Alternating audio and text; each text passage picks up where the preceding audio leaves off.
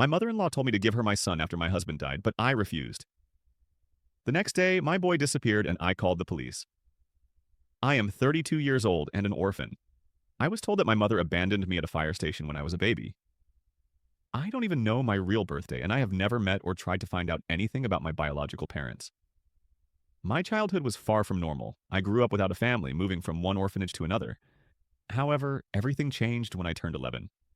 A childless couple, Mr. and Mrs. Williams, whose names I have changed like all the others so that no one could find them, came to our orphanage to look for a child to adopt. Somehow they chose me, and Mrs. Williams seemed very happy with this decision. The paperwork took some time, but when everything was finally settled, I thought my life would change for the better. It felt strange to finally leave the orphanage and go with them to their home. Mr. and Mrs. Williams were quite wealthy and were kind to me at first. Mrs. Williams was very strict about tidiness and always slapped my hands if my room was messy or my hair was uncombed. She said she had always imagined her daughter to be absolutely perfect, and that I had to live up to her expectations. Mr. Williams, on the other hand, was a little strange. He would constantly walk into my room by accident while I was getting dressed. At 11 years old, I believed his silly excuses, but as I got older, I noticed that this was happening more and more often. It made me very uncomfortable, and I begged them to put a lock on my bedroom door. Mrs. Williams refused, saying that bedroom doors should always be open. I tried to tell her that Mr. Williams was coming in without asking, but she dismissed it, accusing me of making up stories about her husband just to get my way. One night I woke up thirsty and opened my eyes to see Mr. Williams standing in the doorway. He just stood there staring at me. I screamed in terror, and he ran away in panic. My scream woke Mrs. Williams, and when she came running, I told her that her husband had been spying on me. My expression must have convinced her, because she was furious and went to confront him, while he sat watching football as usual. The next day, she called a neighbor to install a lock on my door, and for the first time in a long time, I felt safe. But she made me promise that I would only lock the door at night or when I was changing clothes during the day, which I was, of course, only too happy to do. As a child, it was difficult for me to understand what exactly was happening with Mr. Williams because, you see, no one ever told me that what he was doing was disgusting. All I knew was that I didn't like it. I wish I could write that he learned his lesson and changed, but no.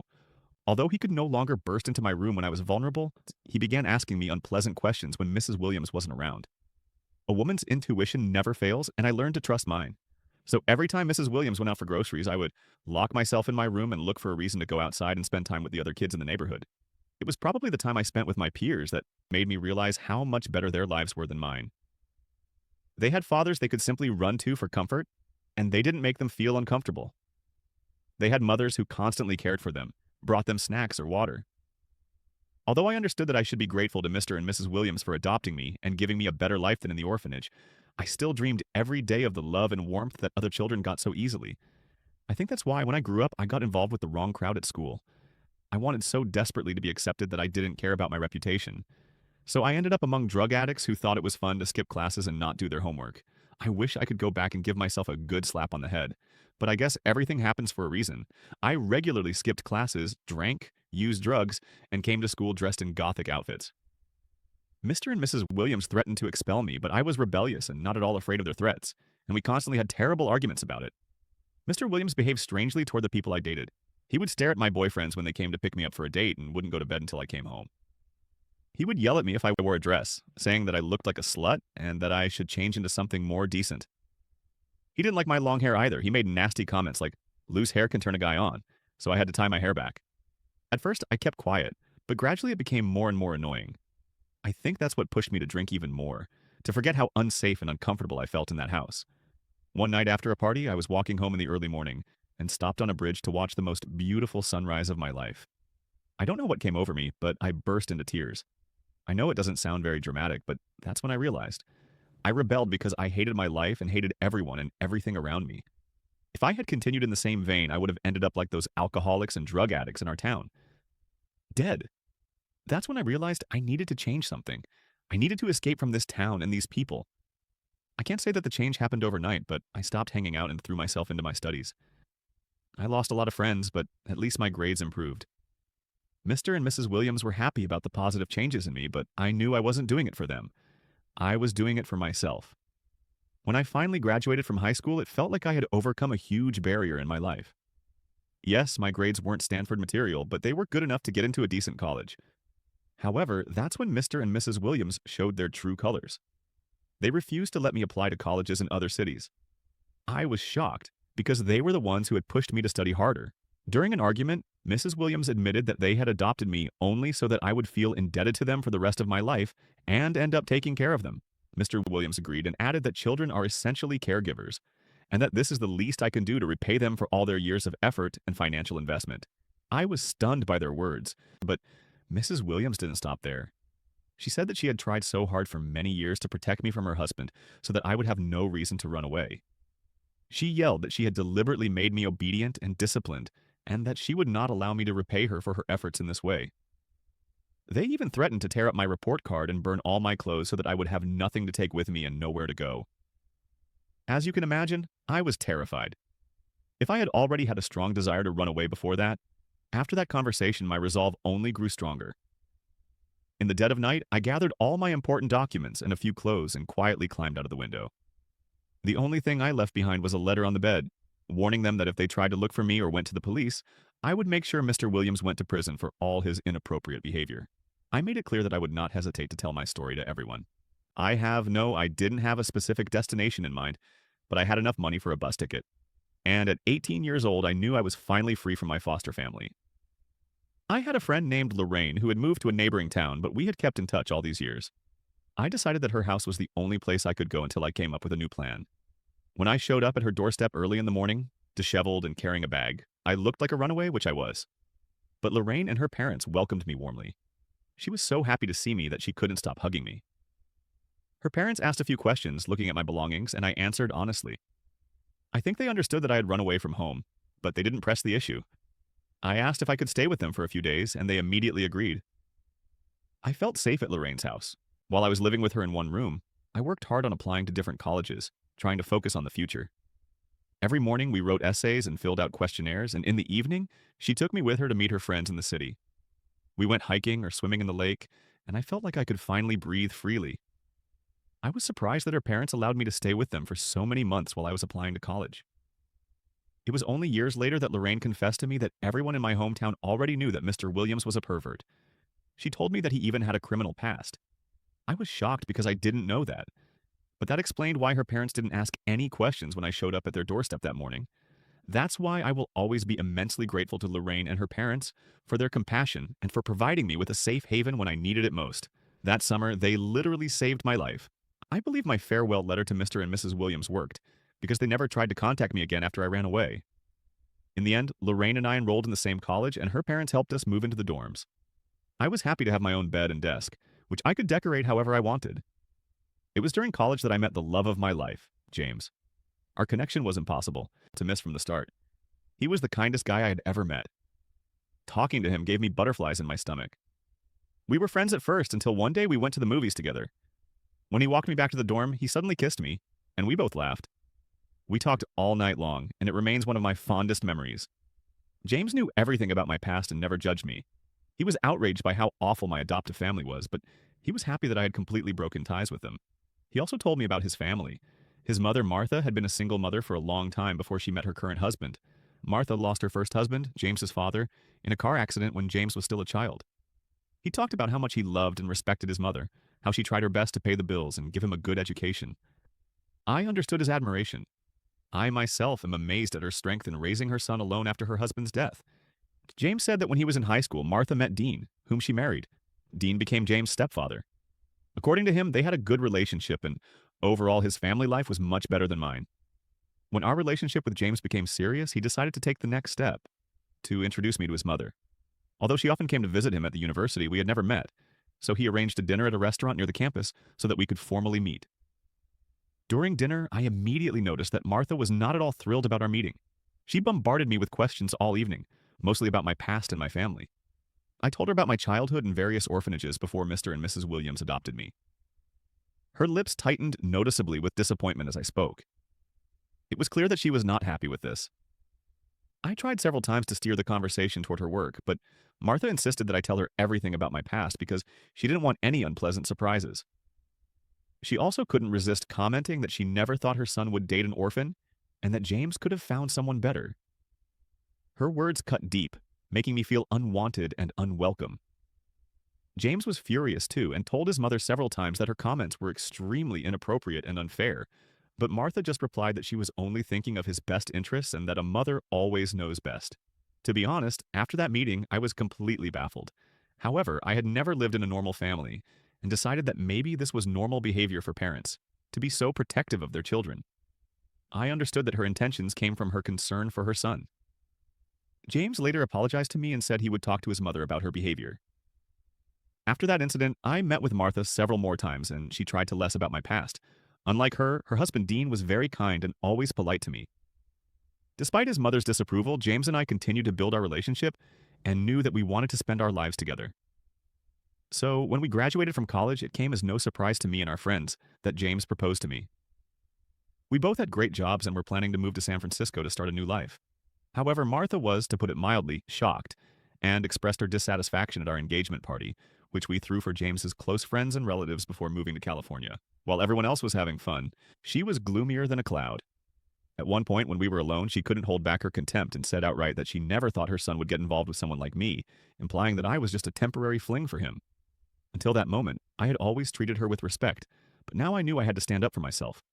I told her firmly that I would no longer allow her to speak to me in such a disrespectful manner. I reminded her that I was no longer just James' girlfriend, but his future wife and her daughter-in-law. I understood her disapproval, but emphasized that I sincerely loved her son and believed that we were right for each other. I made it clear that my past was not my fault, and that I was actively building a better future. I hoped for her support. In response, she just snorted and said she would never give me her blessing. I calmly replied that I had never asked for it, and I left. Later, after the party, she complained to James that I had allegedly behaved disrespectfully toward her, but my fiancé told her that she deserved it because she had always been rude to me. It was nice to see her face flush with embarrassment. Dean later led her away while she yelled at James and me that we were rushing into marriage and cursed us. Our wedding went pretty smoothly. We moved to California and lived in a rented apartment. We worked a lot, but tried to spend as much time together as possible every evening. I never thought marriage could be so easy, but I guess when you're with the right person, you don't have to make any extra effort. James and I discussed the future and decided that we would only have children when we were financially ready to start a family. So, in our 4th year of marriage, when we finally moved into our own home after many years of hard work, we both agreed that we could try for a baby. This house was the result of our labor, sweat, and tears, and the thought of raising a child in the space we had built together filled us with happiness. All these years, Martha hardly ever visited us, even though one of us regularly called and wrote to her. It was clear that Martha still held a grudge, but everything changed when I got pregnant. As soon as she found out, she immediately called James and demanded that she be allowed to live with us during the last months of my pregnancy so she could take care of her grandson, and that she be allowed into the delivery room to supervise the process. James and I refused all her demands, and he even told her she was crazy if she thought we would agree to that, which led to another argument between them. Martha insisted that this was what grandmothers should do for their grandchildren, and that if I was a good mother, I had to at least allow her to be present at the birth of the child. Of course, my husband dealt with his crazy mother, and she was not allowed to visit us until our son was 5 weeks old. At that time, I was on maternity leave, and James continued to work. However, every evening he came home, bathed our son, and put him to bed. We were both tired, but at the same time, parenthood brought us so much happiness. All the love and care I didn't receive as a child made me a good mother, and I thought I was doing a great job overall. But when Marta arrived, she had a different opinion. She didn't like anything. Why am I still breastfeeding? Why does the child sleep separately in his own room and not with me in bed? Why don't I dress my son differently? These were all petty nitpicks. She insisted on staying with us for several weeks, and those weeks became some of the most painful of my life. She argued with me about literally everything and even demanded that we install a camera in the nursery so she could watch the child around the clock. At that time, I was so exhausted that I didn't have the energy to argue, but every day it only got worse. Martha did absolutely nothing around the house. She didn't lift a finger to wash the dishes or fold the laundry. If I was busy with the crying baby and asked her to watch the food on the stove, she would loudly declare that no one had helped her when she was raising James, and that I should manage on my own. Her presence became an additional burden. Now she had to feed another family, and she didn't like it. She thought that 1 or 2 meals weren't enough to feed her son. I told James that I couldn't take it anymore, and he asked Martha to leave the next day, which deeply offended her. She screamed that she had the right to spend time with her grandson and that we couldn't kick her out. When James pointed out that she hadn't lifted a finger to help me around the house, even though that's what loved ones do when they visit new parents, Martha declared that I was a useless mother who couldn't cope with my responsibilities, and that's why she wanted to teach me a lesson. As you can imagine, James kicked her out the very next day despite her protests. After Dean took her away, she sent me numerous messages accusing me of being the cause of all the discord in their family. In one message, she even expressed regret that I hadn't died during childbirth. Her hatred and anger towards me were so strong that James and I decided to cut off all contact with her. We told Dean about our decision, and to my surprise, he was understanding. So for the last 4 months, I haven't been in touch with my mother-in-law and thought it would stay that way. But my life was turned upside down when I got a call from the hospital. They said my husband had been in an accident while riding his bike. At first, I refused to believe it was James. I remember collapsing on the floor with my son in my arms and feeling my body go numb. I knew I had to go to the hospital, so I called one of my colleagues to ask her to look after my child, and fortunately, she agreed. I won't go into detail about what I went through when I saw my husband's lifeless body in the morgue, but I will say that I lost consciousness from the unbearable pain. The hardest phone call of my life was the one I made after identifying Marty's body to tell her about her son's death. Her piercing cries of pain still ring in my ears. Upon hearing the news, my friends and James' relatives rushed to California to support me and my son. The funeral had to be arranged, and fortunately my friends took care of it, as I was completely unable to do anything. At first, Martha expressed her condolences, saying that she understood the pain of losing a husband and that she wished I didn't have to go through such grief. However, her tone quickly changed, and she stated that I was not in a state to properly care for my son, and brazenly suggested that I give her my child so that she could raise him away from all this grief and depression. I was shocked and looked at her in bewilderment as she continued to justify her proposal by saying that if I were a really good mother, I would not be so selfish and would not keep my son with me during such a difficult time. I don't know what came over me, but all the anger and resentment that had built up over the years burst out, and I yelled at her to get out of my house. My scream was so loud that the guests inside the house turned around. My friends rushed over to me, and when I told them what Martha had demanded, they looked at her with horror and disgust. Martha yelled back, but my friends intervened and literally carried her out of the house. They said her behavior was abnormal, and that she needed professional help. When others found out about this, they all agreed that Martha was probably having a nervous breakdown after the death of her son, and that I should just ignore her demands. Everyone assured me that I should no longer let her into the house, especially since it now belonged to me. That night, I kissed my son goodnight and went to bed, still reeling from the grief of losing my husband and his mother's absurd demand. Imagine my horror when I woke up the next morning and found that my son was not in his crib. I called the police while turning the house upside down looking for my child. When the officers arrived and asked if anyone could have taken the child while I was asleep, it clicked in my head. It had to be Martha. She was the only one who had a spare key to our house, which we had given her years ago in case of an emergency. I told the police about yesterday's unpleasant conversation and her demand to take my son away. The police immediately sent a team to her address. To my great relief, they found my son safe and sound at her home. However, Martha was immediately arrested and charged with kidnapping and trespassing. She kept telling the police that it was just a little joke and that she had every right to spend time with her grandson. As you can imagine, the news spread like wildfire, and I started getting calls from shocked acquaintances. Friends and family, recognizing Martha from photos in the news, couldn't believe she had the audacity to actually kidnap my child. Although most agreed that I was right to file a complaint against her, some of Martha's relatives and her husband Dean believe that she is simply having a hard time coping with the loss of her son, and that I should forgive her. Dean even promised to have her admitted to a psychiatric clinic so she could get better. So, was I wrong to file a complaint against my mother-in-law for stealing my son? Or should I turn a blind eye to her actions because she lost her son and is probably just grieving in this way? Well, before we continue, I suggest you write your opinion on this issue in the comments. Personally, I believe that the heroine is absolutely right here, and that she filed her statement completely legitimately. But as for withdrawing the statement, I would probably withdraw it and give her another chance. This mother-in-law, especially if she is placed in a psychiatric clinic, because yes, I understand that the mother-in-law has gone mad and deserves to be punished, but nevertheless, I would probably just change the locks and see how the situation unfolds. Although it's not very safe. Well, if my mother-in-law still doesn't learn her lesson, then I would take harsh measures. Although I understand that I may be completely wrong, and of course, my mother-in-law's behavior is totally unacceptable. Let's find out what happened next. Update 1. I'm glad that most people think I shouldn't forgive her, and that she's unlikely to calm down after this incident. At first, I felt a little guilty when I published the post, but according to most of your comments, even my husband James would support my decision to hold her accountable. That's exactly what I'm afraid of, so I have no choice but to continue with the case. Although I don't want to punish her, I believe she needs to understand that her actions will have consequences. Otherwise, she may try to do the same thing to me and my son again. As for my relatives who think I should let it go, I've decided to just ignore them and even block them. After all, they didn't go through what I went through when I woke up in the morning and found that my son was missing. I am now actively looking for a lawyer who will help me defend my position in court and convey it to the judge. Hello, everyone. I know it's been a month, but I've been too busy. First, I listened to your advice and changed all the locks in the house.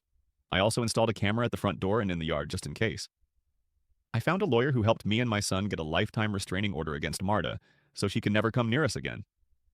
I have to admit, it really helped me feel safe. My lawyer is confident we'll win the case, as the facts are pretty clear, but of course I still feel very anxious. I will provide an update when the case is resolved. Update 3.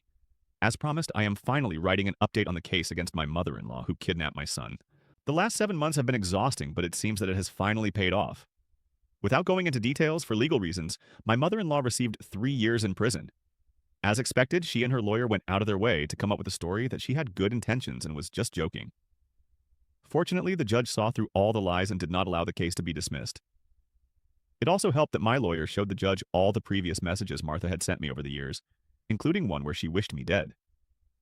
During the entire proceedings, Martha never once looked at me or apologized, even when the judge asked if she had anything to say before sentencing. I am glad I decided to see this through to the end. Now at least my son and I can sleep peacefully. Well, that's the end of the story. See how it all turned out? She did manage to get a restraining order. And that's why I think she was probably right not to withdraw her statement, after all. Because I didn't take that into account. If she had withdrawn the complaint, it might have been much more difficult for her to obtain a restraining order in the future. Especially if things were as bad as we understood from these messages. Anyway, thank you for listening to this story to the end. Check out our previous videos, which you can find here. Also, subscribe to our channel if you haven't already done so, and good luck.